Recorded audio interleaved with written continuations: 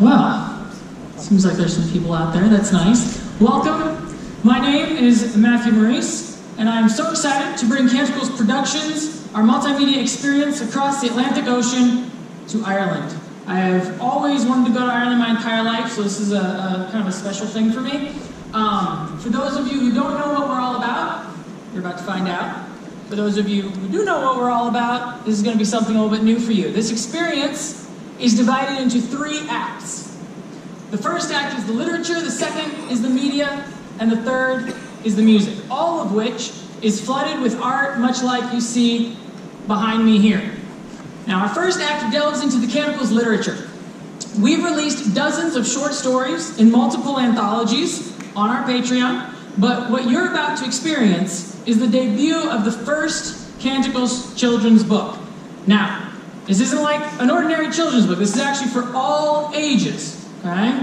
Now, each piece you're about to see up on the screen was hand-painted by our artist in London, not too far away from here, a woman named Louise Cook. So, if you'll bend your ear, open your minds, I will give you a little taste of our children's series, Sybil and the Flute Snoot, a little Sybil Wiltshire adventure.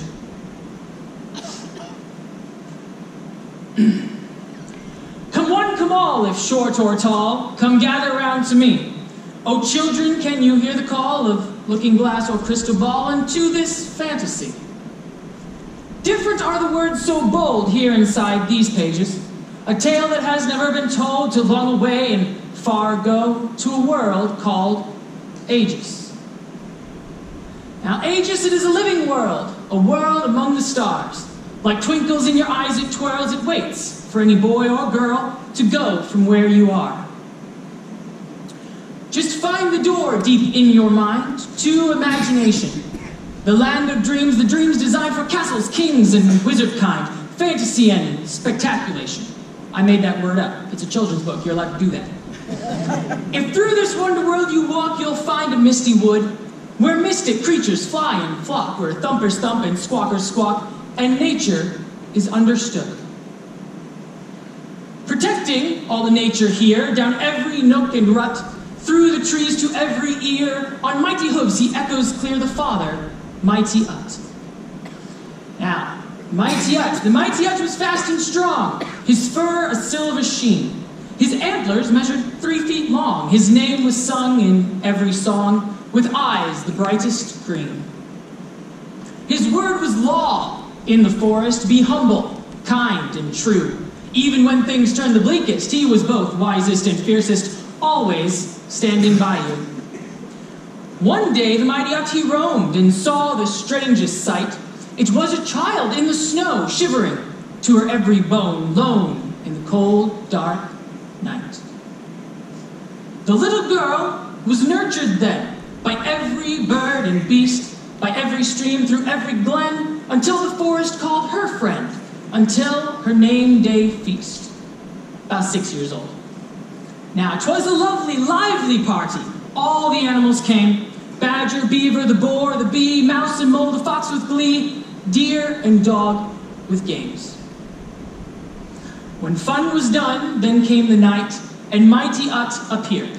He softly spoke at dawn's first light. You'll need to leave us. Trust, I'm right. She did, but there were tears. Thus at dawn, Sybil went to learn, like you at people's school. Though what might make you quite concerned, a boy he had it in for her, who thought he was so cool. Now Runar was this bully's name. He picked on all the weak. He pushed her almost every day and teased her with the words he'd say, like pip or runt or freak. Well, one day playing by the brook, a thunderous roar was heard. The trees disturbed, the ground it shook, and every child had to look, but saw no beast or bird.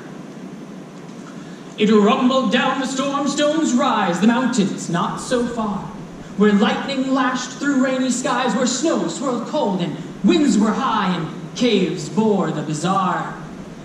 Legends of these dark caves were known, darker than darkest night, where demons sat on evil thrones, breathing fire on their foes, those they gulped up in one bite.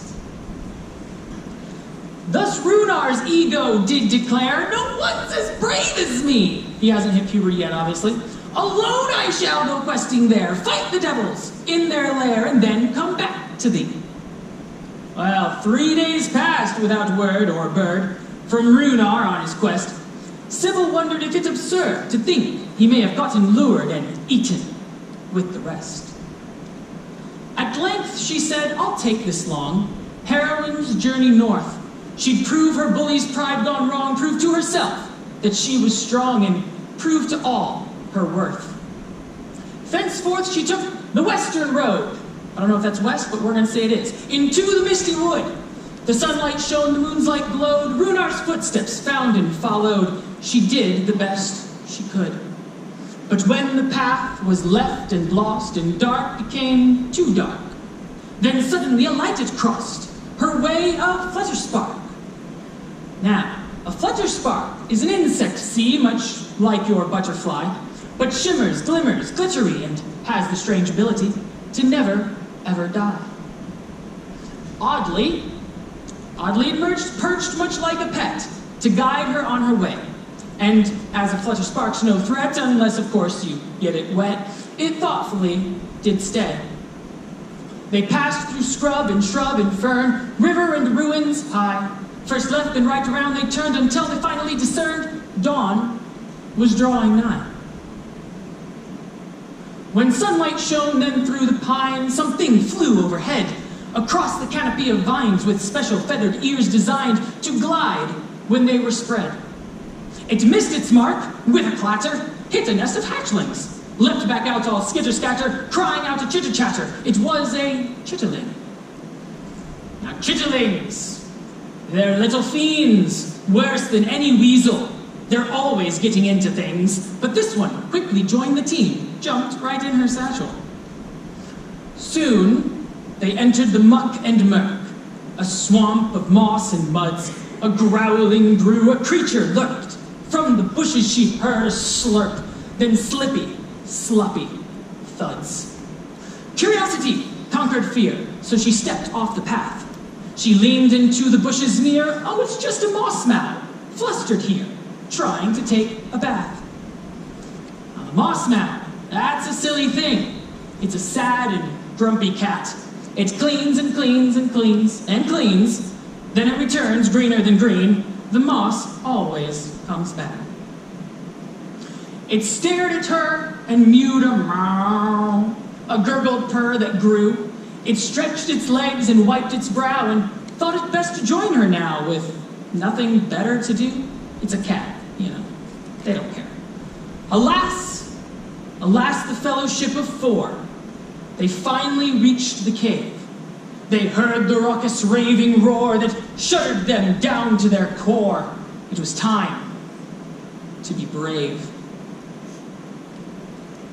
She looked to her friends one by one, said, not wanting to press, "You do not have to follow me. I understand it is scary." They followed, nonetheless.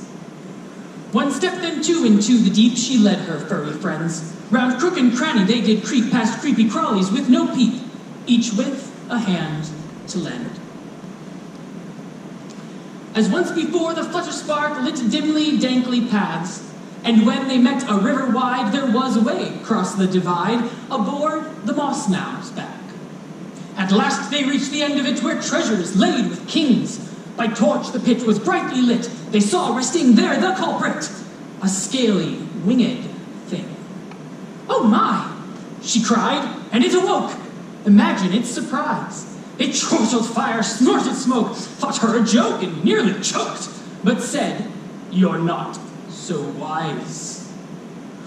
Roused it rose, and there was a cage, where Runar quivered, caught. How he had fared she dared not gauge. Was he simply hung there to age, to dip in chocolate? She calmed her nerves, tried not to fret, said, "Something is quite queer. Of all the wondrous things I've met, you, sir, really I don't quite get. You sure can't fly in here." The creature grumbled, "How astute for such a little girl. Are you just here to hear my flute, or try to slay me like this brute? His tail it flicked and curled. I'd never hurt you, Sybil said, sitting down insulted, as I am thoughtful and well-read, and I'd rather listen than be dead.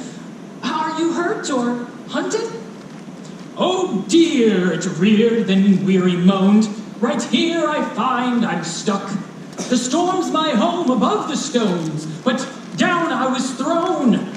A bit of sad, bad luck. This boy then thought he would intrude upon my evening meal. I think he thinks I think he's food, though I find that assumption rude. No thought to how I feel.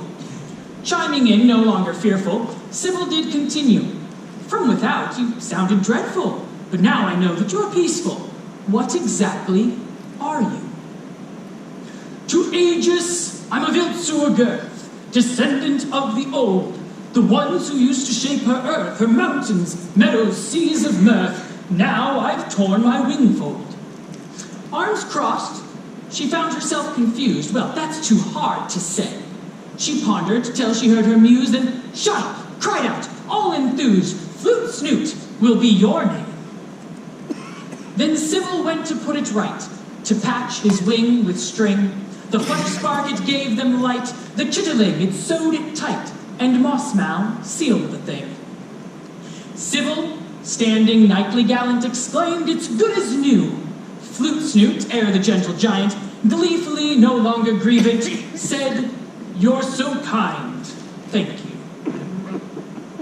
He bowed and left, outside he flew, to stormy skies returned. So Sybil said, Runar, if you want out, then you must listen to the lessons I have learned. Now my adventure took twists and turns, but I was not alone. Along the way I made and earned friendships that will not fade or burn, and I, for one, have grown. She found the key, unlocked the cage, hoping that he could change.